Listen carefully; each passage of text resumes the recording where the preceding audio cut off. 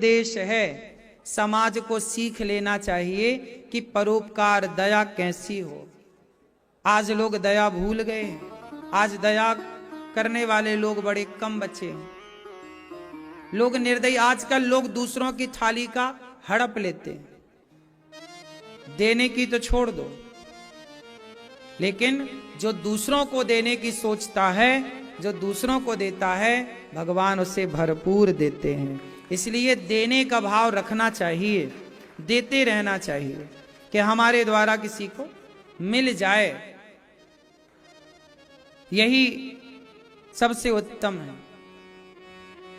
अब भक्ति महारानी को नारद जी ने कहा कि भागवत सुनते हैं। वेद वेदांत का उद्घोष किया, लेकिन सनकादियों ने कहा भक्ति ज्ञान वैराग्य को भागवत सुनवाओ। और भक्ति ज्ञान वैराग्य को जब भागवत देवर्षि नारद जी ने सुनवाई, हरिद्वार की पावन धरा में भक्ति नाचने लग गई, ताता थैया करके, महाराज मेरी बड़ी कृपा हो गई भगवान की कि आपके कथा के बल पर देखो मेरा सारा दुख दूर हो गया। भागवत सुन करके भक्ति महारानी का सारा दुख दूर हो गया। ऐसी महिमा भागवत जी की। फिर क्या हुआ? नारद जी ने सवाल किया सनकादियों से, महाराज कोई पापी व्यक्ति भागवत सुन के तर जाए तो आश्चर्य नहीं, कोई पुण्यात्मा भागवत सुन के तर जाए तो आश्चर्य नहीं। जिसने जीवन भर पाप किया है, क्या पापी से पापी व्यक्ति भागवत सुन के तरेगा? बोले हाँ। ये माने वह पाप कृतस्तु सर्वदा सदा दुराचार रता विमार्ग गाहा क्रोधाग्नि दग्धः कुटिलाश्च कामिनः सप्ताह यज्ञेन कलौ पुनन्ति ते। कितना भी बड़ा पापी क्यों ना हो, भागवत सुन के तर जाएगा। कोई तरा? हाँ। एक पंडित जी थे, आत्मदेव उनका नाम था, पत्नी का नाम था धुंधली देवी। उनकी कोई संतान नहीं थी, बड़े परेशान रहा करते थे कि एक बेटा हो जाए, बेटा हो जाए। बेटे की चाह में देखो लोग परेशान रहते तो हैं, बेटे के लिए रोते, परेशान रहते, तड़पते हैं। लेकिन समाज को आज तक ये नहीं पता लगा कि बेटे हो भी जाएं तो करोगे क्या। जननी जने तो भक्त जने, बेटा लायक होए तब तो होए, वरना जनसंख्या ही बढ़ाने से क्या होगा।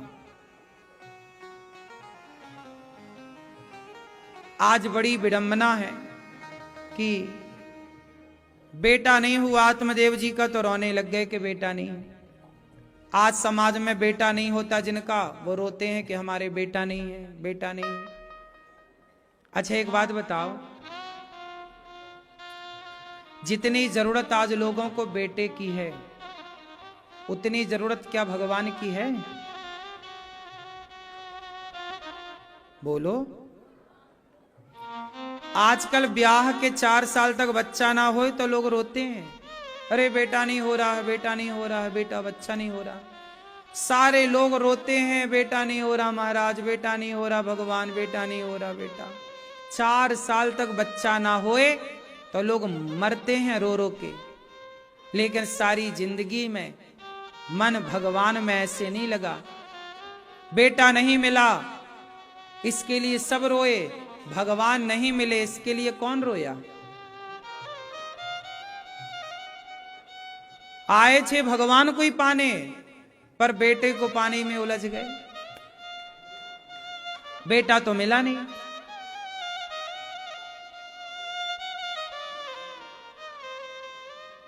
बेटा पाके भी क्या करना है? भगवान करे आपके खूब बच्चे हों, लेकिन ना होए तो रोने की जरूरत नहीं। भगवान को ही अपना मान लो सब कुछ, भगवान ही हमारे सब कुछ। त्वमेव माता च पिता त्वमेव बंधुश्च सखा त्वमेव विद्या द्रविणम त्वमेव सर्वम मम देव देव। भगवान को ही सब कुछ मान लो। जैसे यशोदा ने पुत्र मान लिया, आप भी मान लो। द्रौपदी ने भाई मान लिया, आप भी मान लो। अर्जुन ने सखा मान लिया, आप भी मान लो। रिश्ता तो मानना है, और मानना ही तो है। भगवान सब तो बनने को तैयार है, तुम बनाओ तो। वो थोड़ी मना करते हैं कि नहीं हम तुमसे रिश्ता नहीं जोड़ेंगे। आप जोड़ने को तैयार हैं तो भगवान तो हर रिश्ते के लिए तैयार हैं, आप तो तैयार हो। लेकिन जितना लोग बच्चे नहीं समझ में आई, जब कहते ना जाको प्रभु दारुण दुख देही ताकि मति पहले हर ले।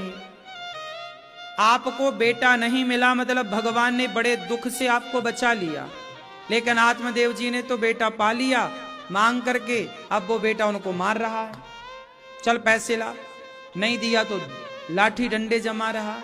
आत्मदेव जी रो रहे हैं, हे विधाता बेटा नहीं था तो भी रोना पड़ा, आज बेटा मिल गया तो भी रोना पड़ रहा। क्यों? संसार में जितना रोना है आपके भाग्य का उतना तो आपको रोना ही पड़ेगा।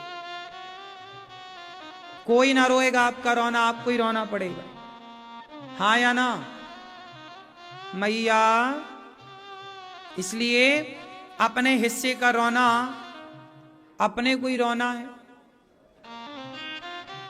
आत्मदेव जी पिट रहे हैं, धुंधकारी पीट रहा। आज ऐसी औलाद धुंधकारी जैसी जो अपने मां बाप को मारती है। अच्छा ये बताओ मां बाप को क्या करना चाहिए? क्या करना चाहिए बताओ? मां बाप को चाहिए कि आप अपने बच्चों को बचपन से कम इतने संस्कार तो दे दें कि वो बुढ़ापे में आपको गिलास भर पानी दें, सम्मान से 2 रोटी देते रहें।